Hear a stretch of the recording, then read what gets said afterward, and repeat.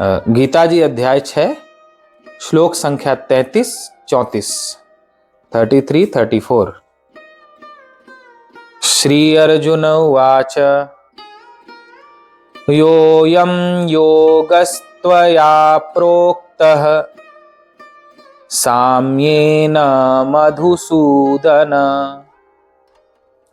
एतस्याहं न पश्यामि चञ्चलत्वा स्थितिं स्थिराम् चञ्चलं हि मनः कृष्ण प्रमाथि बलवदृढम् तस्याहं निग्रहं मन्ये वायोरिव सुदुष्करम्।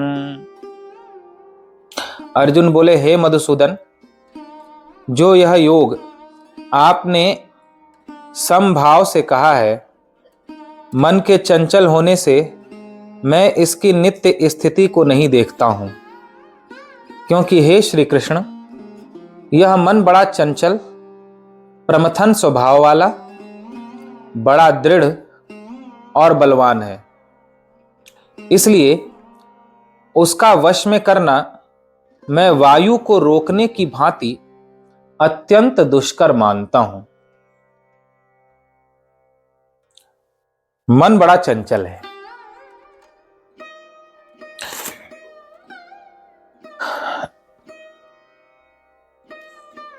एक जगह स्थिर नहीं रहता। भगवान ने जब अर्जुन के पास समता की बात की, समता ही सर्वश्रेष्ठ साधना है, ऐसा कहा, तो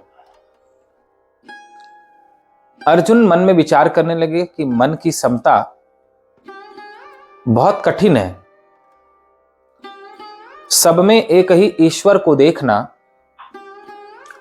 सब में परमात्मा का दर्शन करते हुए अपने मन को एकाग्र कर लेना, सम कर लेना बहुत ही दुष्कर है, कठिन है।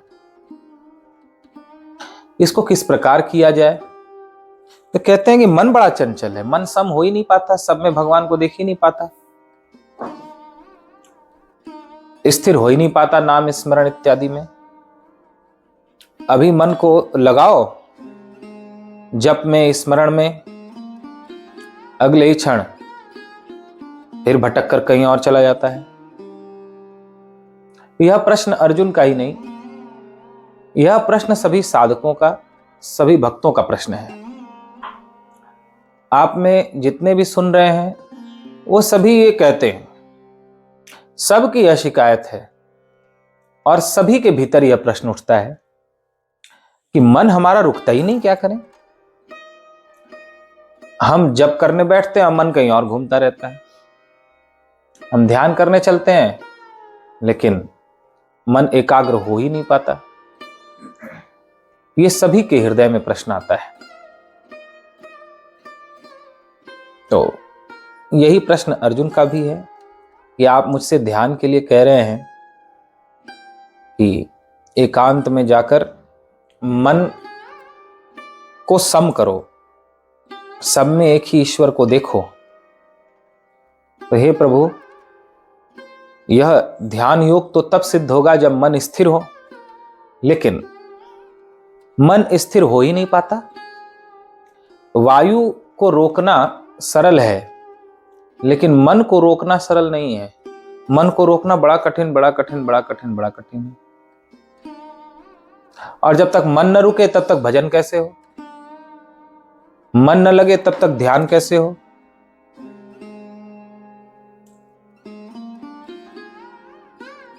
यह योग समभाव से कहा, यानी मन जब सम रहता है, स्थिर रहता है, तभी यह ध्यान योग सिद्ध होता है। मन के चंचल होने पर योग की सिद्धि नहीं होती, भक्ति नहीं होती। तो यह जो मन है, जो बड़ा बलवान है, इसको कैसे रोका जाए?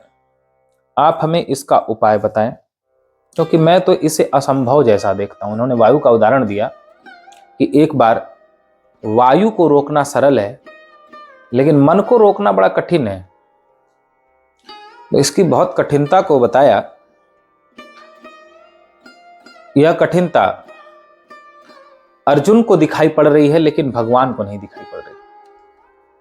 भगवान ऐसा समझते हैं कि कठिन भले हो किंतु असंभव नहीं है। जितने भी वेद शास्त्र पुराण लिखे गए वो हम मनुष्यों के लिए ही लिखे गए, चाहे गीता हो, भागवत हो, रामायण हो, वेद हो, शास्त्र हो, उपनिषद हो। किसी भी ग्रंथ को पढ़ेंगे तो उसमें पशु पक्षियों को उपदेश नहीं दिया गया है कि तुम अपने मन को वश में करो और मन को एकाग्र करके स्मरण में, ध्यान में लगाओ, योग में लगाओ। देवताओं से भी नहीं कहा गया, बल्कि जितने भी शास्त्रों में बातें कही गई हैं वो मनुष्यों के लिए ही कही गई हैं। यदि किसी पिता के दो बच्चे हैं, एक बहुत छोटा है और एक बड़ा है, जल से भरी हुई बाल्टी हो तो पिता छोटे बच्चे से नहीं कहेगा कि ये जल की बाल्टी ले आओ, बल्कि वो बड़े बच्चे से ही कहेगा, क्योंकि पिता उसकी सामर्थ्य को जानता है कि छोटा बच्चा बाल्टी नहीं ला सकता, बड़ा ही ला सकता है। छोटे को उसकी क्षमता के हिसाब से कहेगा और बड़े को उसकी क्षमता के हिसाब से कहेगा। ऐसे ही भगवान परम पिता है।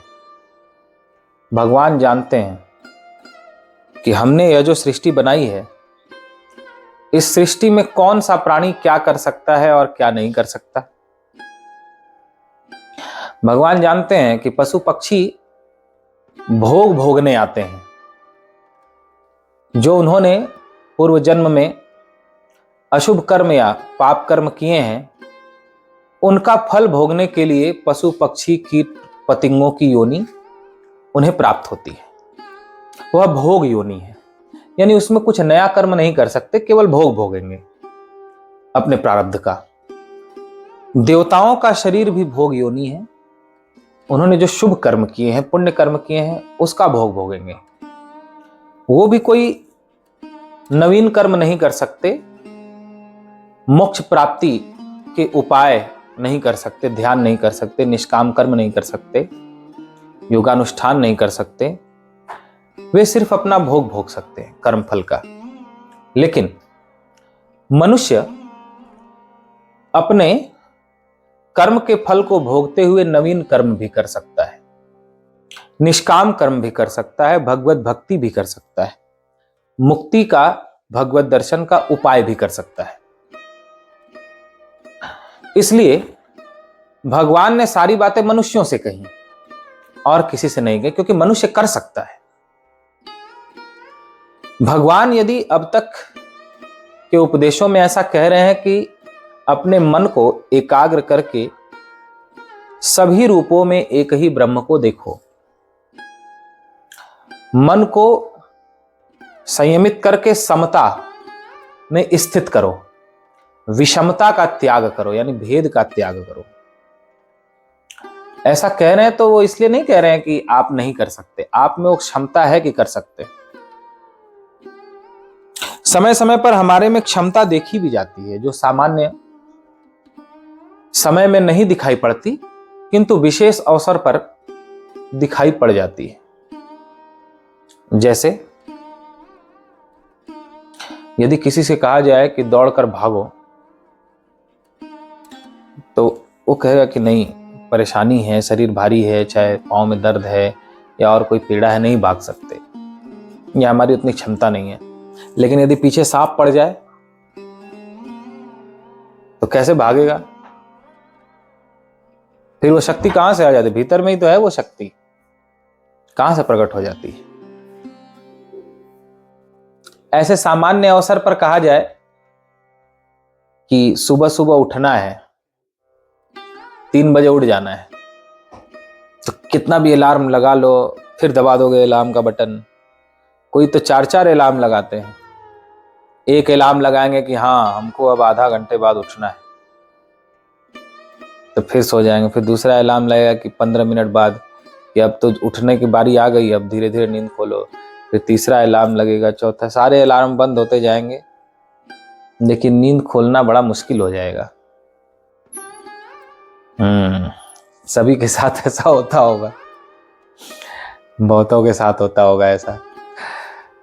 लेकिन यदि किसी दिन ट्रेन पकड़नी है तो आप ट्रेन यदि 3 बजे है तो 2 बजे ही नींद खुल जाएगी। उस दिन वो शक्ति कहां से आ जाती है, वो क्षमता कहां से प्राप्त हो जाती है? आखिर भीतर में ही तो वो शक्ति है। शक्ति तो है कि आप 2 बजे उठ सकते हो, 3 बजे उठ सकते हो, लेकिन वो शक्ति मानो दबी हुई है। वो शक्ति प्रकट नहीं है अभी आपके पास, दबी हुई है। लेकिन इसका अनुभव तो हो रहा है कि वो शक्ति है।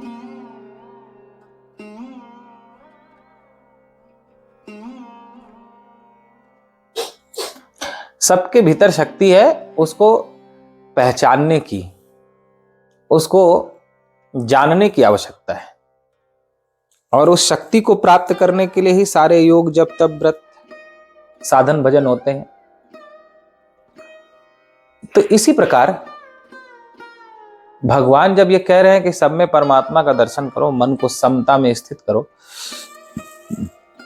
तो वो इसलिए कह रहे हैं कि आप ऐसा कर सकते हो, वो शक्ति है आपके भीतर, लेकिन आपने अभी उसे भुला दिया है, उसे पहचाना नहीं है। हनुमान जी अपनी शक्ति भूल गए थे, हम सीता जी का पता लगाने कैसे जाएं? जामवंत जी ने जाकर याद दिलाया, का चुप साधि रहो बलवाना, पवन तनय बल पवन समाना, राम काज लगी तब अवतारा। तुम्हारा अवतार तो राम का कार्य करने के लिए हुआ है। सुनते ही भयो पर्वताकारा। जो चुपचाप बैठे हुए थे, अपनी शक्ति सामर्थ्य को भूलकर वो पर्वत के आकार के हो गए जब शक्ति याद आई तो, और छलांग लगा दी। तो ये हनुमान जी की स्थिति नहीं है, ये सभी की स्थिति है। सबके भीतर अपार क्षमता छिपी हुई है। पूरे ब्रह्मांड को हिलाने की शक्ति हर प्राणी के भीतर छिपी हुई है, आप सबके भीतर छिपी हुई है। इतनी शक्ति छिपी हुई है, इतनी शक्ति छिपी हुई है, इतनी शक्ति छिपी हुई है कि हाथ में जैसे आंवला हो तो आंवले को मसल सकते हैं, ऐसे आप सबके भीतर इतनी क्षमता है कि पूरे ब्रह्मांड को आंवले के जैसे मसल सकते हैं। लेकिन वह शक्ति छिपी हुई है, उसका पता नहीं है। लेकिन सत्संग के द्वारा, स्वाध्याय के द्वारा धीरे धीरे धीरे धीरे अपनी उस शक्ति का, उस सामर्थ्य का पता चलता है, और उस शक्ति के द्वारा आप मन को वश में कर पाते हैं, मन को एकाग्र कर पाते हैं, भगवान के नाम, जप, ध्यान इत्यादि में लगा पाते हैं। तो आज यह आप लोगों को बताया गया कि सामान्य समय में हमें शक्ति नहीं दिखाई पड़ती, लेकिन कुछ विशेष करना हो तो विशेष अवसर पर विशेष शक्ति प्रकट हो जाती है अपने आप। कहां से वो क्षमता आ जाती है? तो इस प्रकार अप्रतिम शक्ति सबके भीतर छिपी हुई है। उसे जब तब व्रत, साधन, भजन के द्वारा हमें प्राप्त करना चाहिए। शुरू में जैसे हैंडपंप का पानी प्राप्त करना हो तो पुराने जो हैंडपंप रहते थे, जब पानी नहीं निकलता था या जब बोरिंग होती है तो पहले ऊपर से पानी डालना पड़ता है, बाहर से। एक बार जब उसका तार जुड़ जाता है तो फिर अपने आप भीतर का पानी बाहर आने लगता है। लेकिन शुरू में भीतर का पानी निकालने के लिए बाहर से पानी डालना पड़ता है। ऐसे ही शुरू में धीरे धीरे कभी संकल्प के द्वारा कि हम इतना जप करेंगे, इतना ध्यान करेंगे, चाहे मन लगे चाहे न लगे, हमको इतना जप करना ही है, इतना ध्यान करना ही है।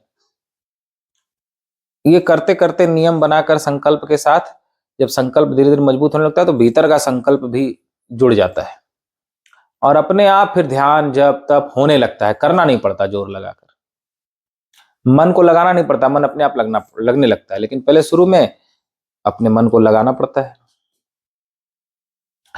तो अर्जुन का यह प्रश्न है कि हम अपने मन को कैसे वश में करें, क्योंकि वायु को रोकना सरल है किंतु मन को रोकना बहुत कठिन है। भगवान से मानो यह कह रहे हैं कि आपने अब तक जो भी बातें बताई उनमें मन का एकाग्र होना बड़ा आवश्यक है, तभी मन सब में भगवान को देख सकता है या हरनिश एक जैसा ध्यान में लग सकता है। लेकिन ये वश में हो कैसे, ये तो बहुत कठिन है, आप बताओ इसका समाधान। तो भगवान आगे क्या उपाय बताते हैं मन को वश में करने का, मन को एकाग्रचित्त करने का। भगवान श्री कृष्ण का उत्तर कल हम लोग श्रवण करेंगे। अर्जुन का प्रश्न और आप सभी का प्रश्न आज यहाँ पर संपूर्ण हुआ। बोलिए गीता माता की जय।